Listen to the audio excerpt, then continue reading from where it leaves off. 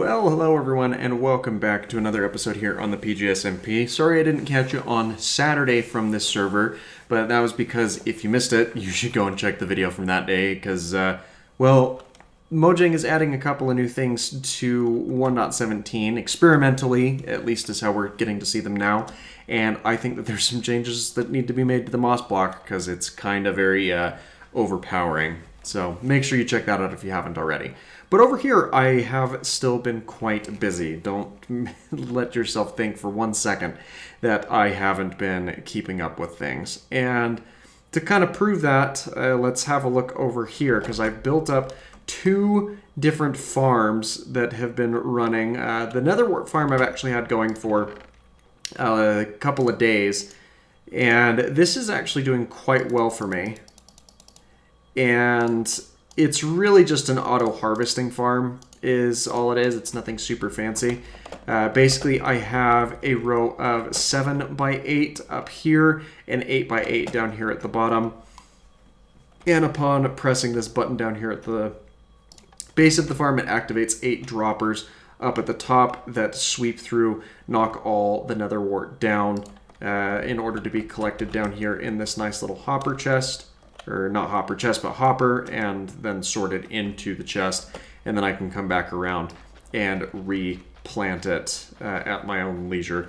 And it gives me a little over 5 stacks every single time that I harvest this farm, so that is quite a bit of fun. And this works for anything that you can farm by planting. If you want to have a farm for potatoes or carrots or other things like this that auto harvest in this method, you do need to run water along the sides, but it is very much doable as I've done it in a couple of previous worlds.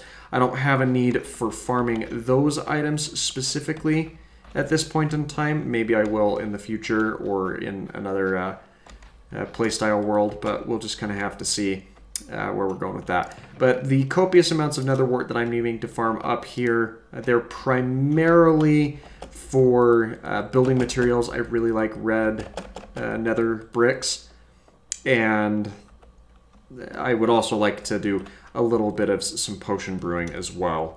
So possibly we'll be venturing out into that market. Down here, you see the collection system for the other farm that I've built up, and that is a pretty standard cactus farm. If you're not familiar with how these work, we'll get up on top of it so you can kind of see what I'm talking about, and you can hear, if you listen close enough, the cactus farm hard at work here as well. Basically, all you need to do is you'll need to plant your cactus alternating side by side. And this is not a lossless farm, so I'm definitely losing some of the cactus that's being harvested from this. But I really just need it for being able to smelt it up into dyes more than anything else. And if it becomes super efficient, then yeah, I'll convert it into a bone meal farm as well, or at least a portion of it into a bone meal farm. But as you can see down here, I've had this running at full capacity for maybe an hour, possibly a little bit less. And it's already given me about a stack of cactus in return. And that'll be a really good source of green dye. You also need cactus for cyan dye, and you can create lime dye with it, but we already have a method of getting additional lime dye from the sea pickle farm type thing that we at least set up, not automatedly, but set up for ourselves on the other side of this little hill here. So this will be quite nice for when we are at the AFK spot, as all of these things will be loaded in as we continue to farm up our gunpowder. I'm trying to determine if it would be a good idea for me to invest in selling TNT. Haven't gotten a whole lot of feedback on that from the other guys on the server so far, so I may very well venture out into that market at some point, but we'll just kind of have to see. Now, I did have an incident while I was out over the weekend. Somebody decided to pull a prank and encase my AFK space in lava. Yeah, they did block off the area around it so the lava didn't flow down and mess with my sugarcane farm, so at least they were considerate to that degree. But since then, I have put in at least 2 precautionary protocols, one of which is I am going to be carrying chorus fruit on me for the foreseeable future. So if I ever were to get stuck in a tricky spot like this, I could simply eat it and end up anywhere else far away from that lava, which is quite nice. But the other item which I have is I have a quick release auto escape system that I can use, provided that nothing is tampered with underneath me, or, you know, just for when I get back online and want to get down into the action super quick. Pressing this button will open this door, leaving it primed and ready for me to access again, as well as drop the trapdoor out from underneath my feet and allow me to make a swift getaway and retreat down to ground floor for whatever else we are needing to see to at that point in time. So, all things considered, some really nice progress, and sorry I'm not showing really any of it on camera. We will certainly get into doing some more things of that nature in future episodes, so you can kind of see my process of going through that. Now, I have also ground up a large quantity of sand. Again, this is the question of, do I end up using this to make myself some TNT that I can sell out of my shop, or do I invest it in the build projects that I have, what with this large amount of concrete and terracotta and even pink wool. I'm starting to have to transfer some of that out of the pink enclosure from the sheep that we have over here as well. We also have a bit of an interesting initiative happening here at spawn. We've got a bit of the warped and crimson blocks and wart hanging out around here in kind of an interesting formation. So that's something kind of cool that's being worked on by some of the other members here. But the main reason I came over here, and no, it's not to give a tour of the shopping area like we've done many a time before, mainly because there hasn't really been a whole lot of changes since then. But I need to make a couple of adjustments over here at my shop. Yes, the scaffolding is actually still selling it decently well, so I'm not concerned about that. I do eventually want to bolster up how much bone blocks I'm selling per capita. But the rockets have been doing decently well. I've recently restocked them, which is why you're not seeing anything here currently.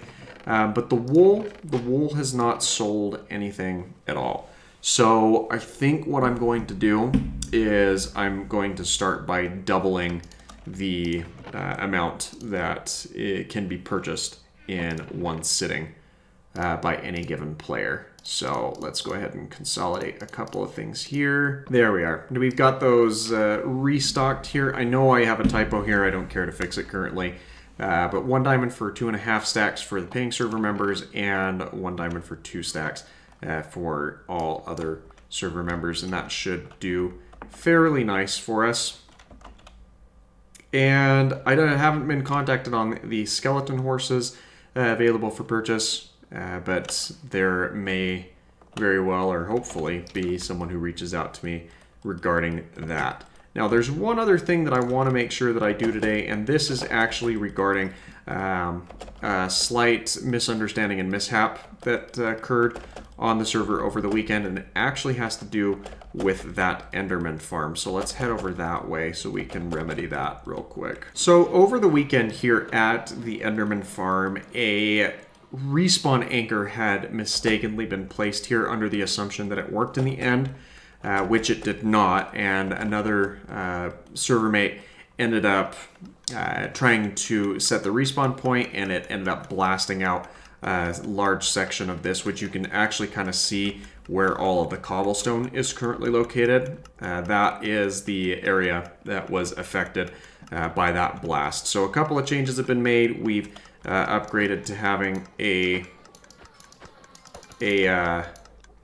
obsidian floor, and I am here with a couple of hoppers to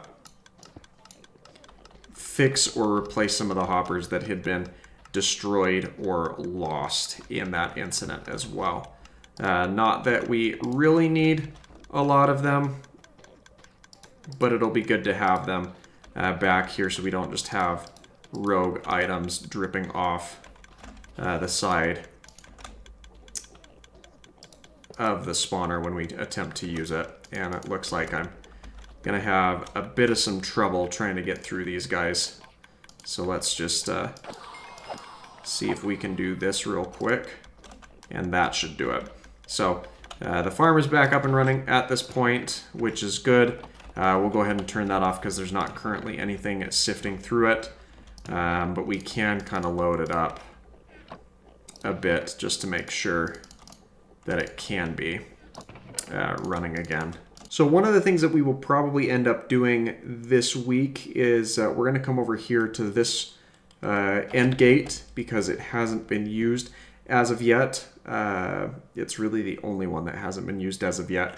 And I am going to remove the bedrock from the top section of it in lieu of a fairly large undertaking that I've been asked to do by another member of the server. So that should be an interesting experience as well. But that is going to do it for me tonight. So I am going to, but that is going to be it.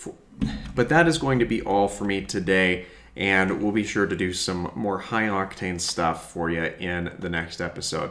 But be sure to leave a like on today's video, and also check out the videos that the other members of the server have been doing. I include the links to their channels or platforms of content creation in the description of all of these episodes, because I know that there's some very exciting things that they're doing as well. So you're really just doing yourself a disservice if you're not looking into what they're bringing to the table.